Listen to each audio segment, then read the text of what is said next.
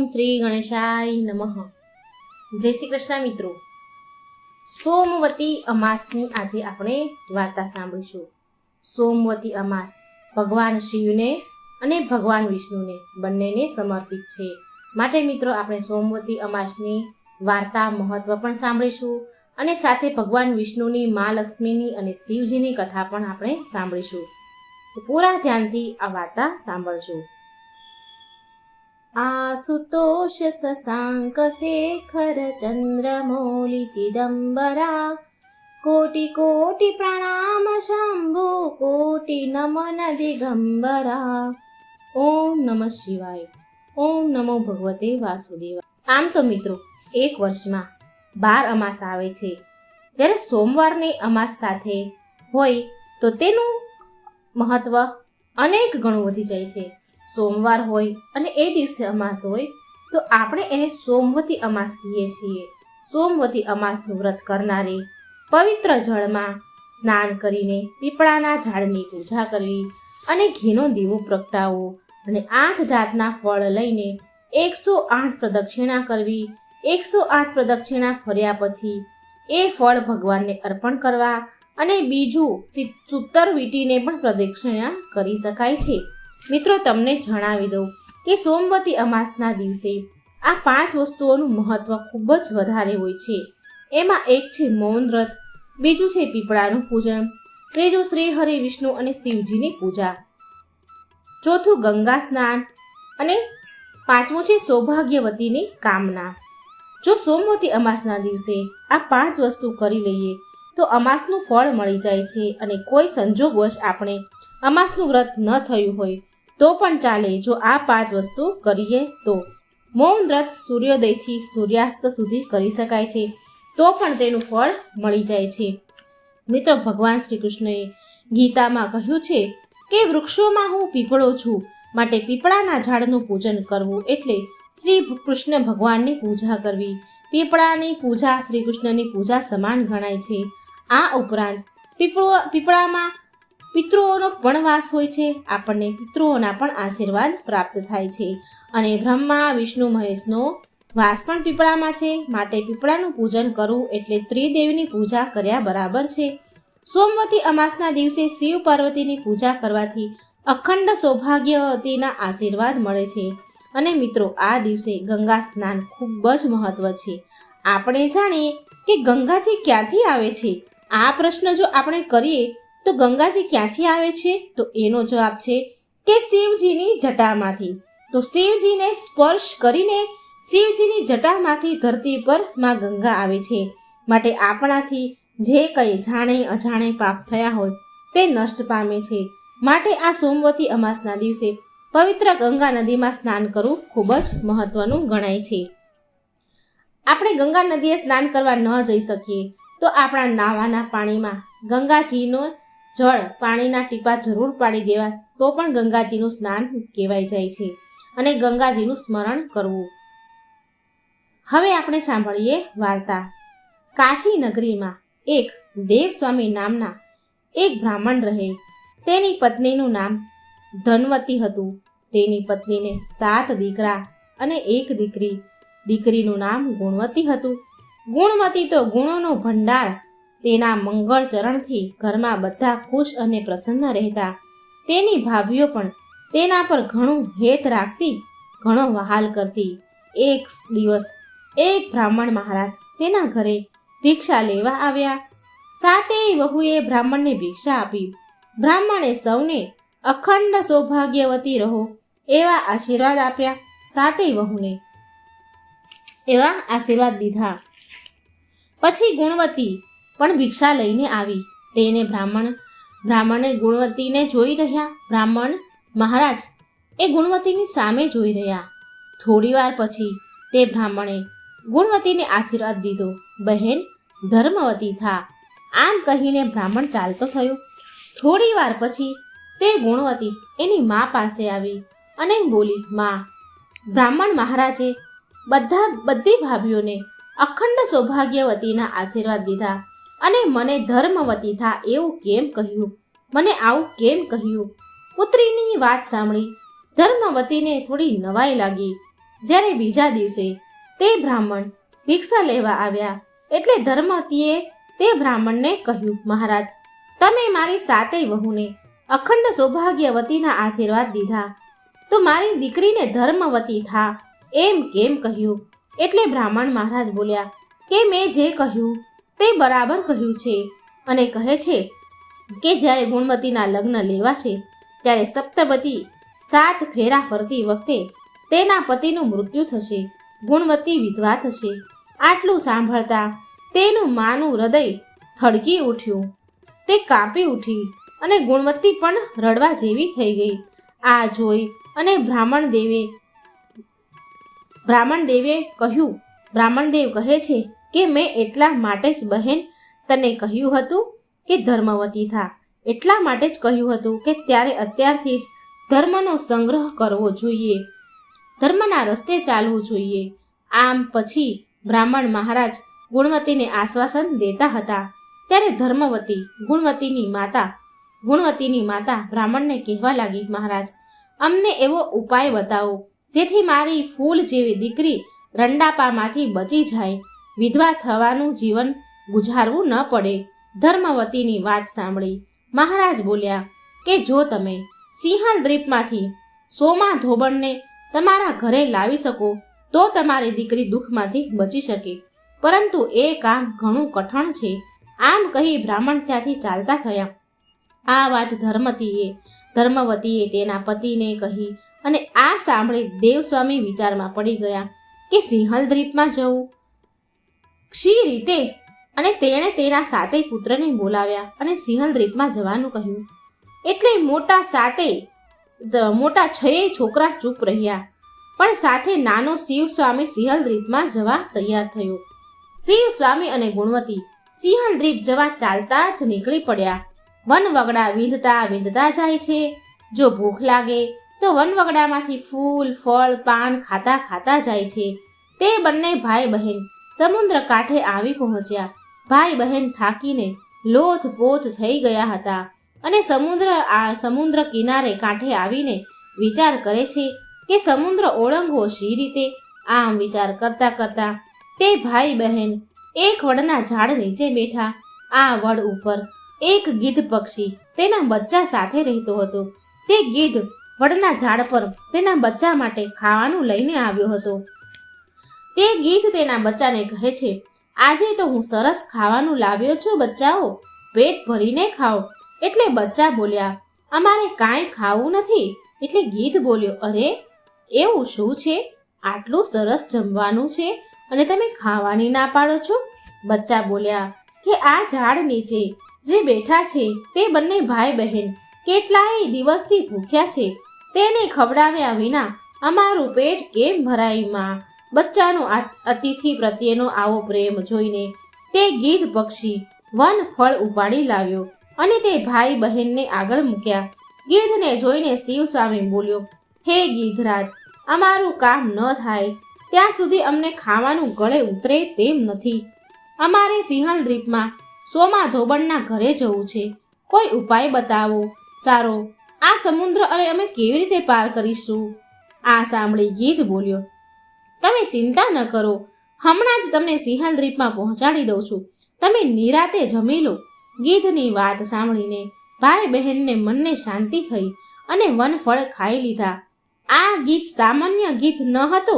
આ ગીધ જો ધારે ને તો 10 માણસોને સામટા ઉપાડી શકે તેવો બળવાન હતો. તેણે પોતાની પીઠ ઉપર ભાઈ બહેનને બેસાડી દીધા અને તે આકાશ માર્ગે ઉડવા લાગ્યો. ગીધ ઘડીક વારવા જ ઉછળતા સાગરને પહેલે પાર પહોંચી ગયો અને સોમાના ઘર આગળ બંને ભાઈ બહેનને ઉતારી દીધા. સવાર થવાની હજી વાર હતી કે ભાઈ બહેને વિચાર કરી રહ્યા હતા કે હવે શું કરવું. ગુણવતીએ કહ્યું, ભાઈ, આપણે સોમા ધોબણની કઈ સેવા ચાકરી કરીએ તો સોના ધોબણ રાજી થાય. આમ વિચારી ગુણવતીએ તેના ઘર આંગણામાંથી કચરો કાઢવા માંડી. શિવસ્વામી કૂએથી પાણી ભરી લાવ્યો. ગુણવતીએ સોમા ધોબણનું આંગણું લીપીને સ્વચ્છ કર્યું અને સૂર્ય ઉગે તે પહેલા તે દૂર જઈને બેઠા. સવાર પડી. સોમા ધોબણ આળસ મરડીને ઉઠી. તે ઘરની બહાર નીકળી અને તેને આંગણું જોયું તો તેના આશ્ચર્યનો પાર ન રહ્યો. એ ઊભી ઊભી વિચાર કરવા લાગી કે અરે, મારું આંગણું લીપ્યું કોણે? તે વિચારમાં પડી ગઈ, પણ કંઈ સમજણ પડી નહીં. આમ રોજ ભાઈ બહેન નિત્ય સવારે સોમા ધોબણનું આંગણું લીપવા લાગ્યા. સોના ધોબણ રોજ સવારે જુએ અને નવાઈ પામે, અને આજે તો રાત્રે જાગતી બેસી રહી. તે રાતનો છેલ્લો પહોર થયો ત્યાં તો સોના ધોબણે 2 જણાને આંગણું લીપતા જોયા. સોના ધોબણ દોડી આવી તેમને પૂછ્યું કે ભાઈ, તમે કોણ છો? મારું આંગણું રોજ તમે શા માટે લીપો છો? શિવ સ્વામી બોલ્યા, હું બ્રાહ્મણનો દીકરો છું અને આ મારી બહેન ગુણવતી છે. અમે તમને તેડવા આવ્યા છીએ. અમે તમારી સેવા ચાકરી કરીને તમને રાજી કરવા માંગીએ છીએ. સોના ધોબણ તો ચિંતામાં પડી ગઈ. બ્રાહ્મણના બાળકો મારું ઘર લીપે? તે બોલી ઉઠી, ભાઈ, તમે મારા અતિથિ છો. મારે તમારી સેવા કરવી જોઈએ, અને વળી તમે બ્રાહ્મણ છો એટલે જો હું તમારી પાસે કામ કરાવું તો પાપમાં પડું. તમારે જે કામ હોય તે કહો, હું આનંદથી કરીશ. શિવ સ્વામીએ તેની પોતાની બહેનની બધી જ વાત કરી અને ગમે તે રીતે ગુણવતીના લગ્ન સમયે ઉપસ્થિત રહેવાનો આગ્રહ કર્યો. સોના ધોબણે તેના પોતાના દીકરાની વહુઓને કહ્યું, હું જાઉં છું. જો આપણે ઘેર કોઈ મરી જાય તો હું આવું ત્યાં સુધી સાચવી રાખજો. આમ કહી સોના તેના વ્રતના પ્રભાવે આકાશ માર્ગે શિવ સ્વામી અને ગુણવતી લઈને ઉડી. ઘણી વારમાં બધા કાશીનગર આવી ગયા. સોના ધોબણને પોતાને ત્યાં આવેલી જોઈ ગુણવતીના માતા પિતાને આનંદનો પાર ન રહ્યો. ગુણવતીના માતા પિતાએ ઉજ્જૈનના રુદ્ર શર્મા નામે એક ગુણવંત શર્માના છોકરા સામે ગુણવતીનું વેવિશાળ કર્યું અને લગ્ન લેવડાવ્યા. ઉજ્જૈનથી જાન આવી પહોંચી. લોકો જાત જાતની અટકળો કરવા લાગ્યા. ચોરીમાં મંગળ ફેરા ફરાવા લાગ્યા. ત્યાં તો રુદ્ર શર્મા બેભાન થઈને પડ્યો. લગ્ન મંડપમાં હાહાકાર વર્તાયો. સગા વહાલા કલપાત કરવા લાગ્યા. સોના ધોબણે બધાને શાંત રહેવા સમજાવ્યા અને સોના ધોબણે સોમવતી અમાસના વ્રતનું પુણ્ય અર્પણ કરીને રુદ્ર શર્મા ઉપર પાણીની અંજળી છાંટવા લાગી. રુદ્ર શર્મા તુરંત બેઠો થયો. સોમાનો આનંદનો પાર ન રહ્યો. ગુણવતી સોમા ધોબણના પગે પડી. સોમા ધોબણે પ્રેમથી તેના છાતી સરસે ચાપી દીધી. સોમા વિદાય લઈ સોમના ધોબણ ત્યાંથી ચાલી નીકળી. તે સિંહલ દ્વીપમાં તેના ઘરે આવી પહોંચે છે. માર્ગમાં એક બાઈ કપાસનો ભાર ઉતારીને થાક ખાતી હતી. તે બાઈ બોલી, બહેન, જરા ભાર ચડાવો ને. સોમા બોલી કે બહેન, મારે સોમવતી અમાસનું વ્રત છે, હું તમને ભાર નહીં ચડાવું. સોમા ધોબણ આગળ ચાલી તો આગળ એક બાઈ મૂળાનો ટોપલો લઈને બેઠી હતી. તે બાઈ સોનાને કહે છે, બહેન, મને ટોપલો ચડાવો ને. સોમા ધોબણ બોલી, બહેન, મારે વ્રત છે, હું તમને ભાર નહીં ચડાવું. આમ કરી સોમા ધોબણ તેના ઘરે ચાલતી થઈ. રસ્તામાં પીપળો આવ્યો એટલે સોમા ધોબણે 8 ફળ લઈ તેની 108 પીપળાની પ્રદક્ષિણા કરી અને ભગવાનનું પૂજન કર્યું. સોમા ધોબણે જ્યારે સોમવતી અમાસનું પુણ્ય અર્પણ કરીને અંજલિ છાટી હતી તે જ સમયે સોમા ધોબણના ઘરે તેના બધા જ પુત્રો મરી ગયા હતા અને બધી વહુઓ અને બીજા સોમાના વાટ જોઈને બેઠા હતા. પરંતુ સોમા ધોબણે પીપળાની પ્રદક્ષિણા કરી અને ભગવાનનું પૂજન કર્યું. ત્યાં તો તેના મરેલા બધા જ પુત્રો સજીવન થયા. સૌનો આનંદનો પાર ન રહ્યો. આનંદ કરવા લાગ્યા. ગુણવતી પણ સોમવતી અમાસનું વ્રત કરવા લાગી. આવો આ વ્રતનો પ્રભાવ છે મિત્રો. સોમવતી અમાસનો પ્રભાવ ખૂબ જ છે, એનું મહત્વ પણ ખૂબ જ છે. તો મિત્રો હવે આપણે સાંભળીશું ભગવાન વિષ્ણુની કથા, મા લક્ષ્મીની કથા. પ્રેમથી બોલો ઓમ નમઃ શિવાય, ઓમ નમો ભગવતે વાસુદેવાય. પ્રિય ભક્તો, સોમવતી અમાસનું વ્રત ભગવાન શિવ અને શ્રી હરિને સમર્પિત છે. માટે ભગવાન વિષ્ણુને પ્રસન્ન કરવા માટે આવો સાંભળીએ બધા જ દુઃખ દરિદ્ર અને સમૃદ્ધિ દેનારી, બધા દુઃખ દરિદ્ર દૂર કરનારી અને સમૃદ્ધિ આપનારી ભગવાન વિષ્ણુની કથા. પવિત્ર અને દુર્લભ કથા. આ કથા સાંભળવાથી સોમવતી અમાસની વાર્તા સંપૂર્ણ ગણાય છે. એકવાર નારદજીએ ભોળાનાથની સ્તુતિ કરી અને પૂછ્યું, પ્રભુ, તમને પ્રસન્ન કરવા માટે સૌથી ઉત્તમ અને સુલભ સાધન શું છે? હે ત્રિલોકના નાથ, તમે તો નિર્વિકાર અને નિષ્કામ છો. તમે તો સરળતાથી પ્રસન્ન થઈ જાઓ છો. છતાં પણ મારી જાણવાની ઈચ્છા છે, તમને શું પ્રિય છે? શિવજી કહે છે, આમ તો મને નારદજી ભક્તનો ભાવ બહુ પ્રિય છે, છતાં પણ તમે પૂછ્યું છે તો હું તમને બતાવું છું. મને જળ સાથે બીલીપત્ર બહુ પ્રિય છે.